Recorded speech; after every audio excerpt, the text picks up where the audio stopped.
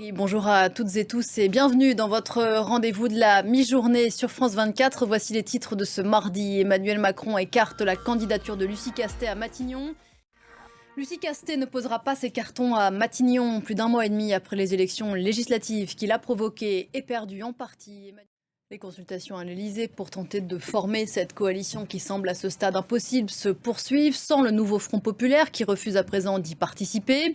Sylvain Rousseau, vous êtes à l'Elysée.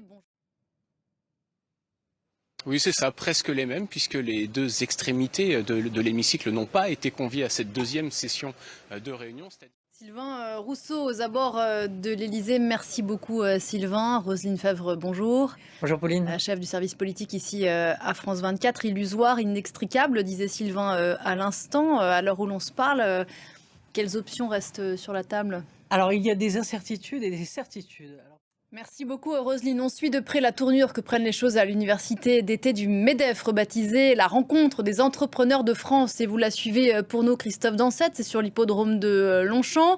Les patrons, Christophe, restent inquiets de l'absence toujours de gouvernement, mais se disent rassurés après qu'Emmanuel Macron a écarté la candidate du nouveau Front populaire pour Matignon. Disons que dans un premier temps, il continue d'être inquiet. Merci beaucoup Christophe. Dans cette voilà ce que l'on pouvait dire sur la situation politique en France. On en vient à l'Ukraine à présent et ces sirènes dans la nuit, des bombardiers et des drones russes qui ont mené à nouveau des frappes sur plusieurs régions aujourd'hui.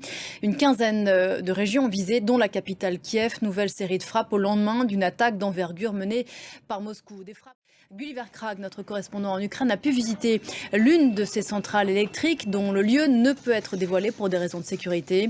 Un reportage traduit par Elena Voloshin.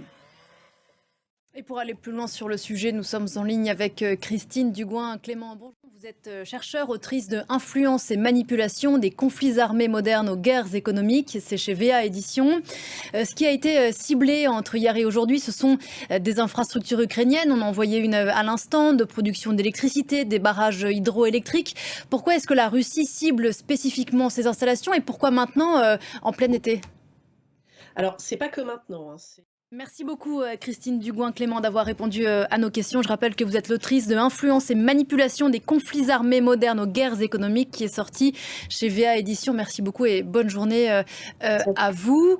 On se retrouve dans quelques instants pour la suite de ce rendez-vous d'infos sur France 24. Restez avec nous.